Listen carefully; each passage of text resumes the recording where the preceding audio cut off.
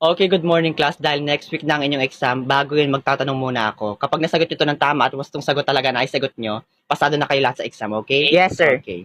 Kung ang Tagalog dito ay hinlalaki, at ito naman ang hintuturo, ito naman ang hinliliit, at ito ang palasinsingan, anong tawag dito sa Tagalog? Sir, Yes, Mr. Borloloy. himpapakyo po. Tagalog nga, di ba? Ay, kung ipakyo ko yan sa iyo. Sir, Yes, Miss Indang. hindudukit po.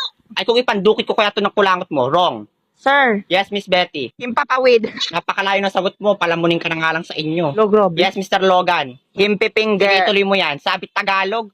Ano, walang makasagot ng tama? Sir, O, ikaw ulit, Mr. Borloloy. hinsusungkit po. Naku, dapat pinutok ka na lang sa kumot. Wrong. Naku, walang nakasagot ng tama. O, dahil dyan mag-exam kayo lahat, ha?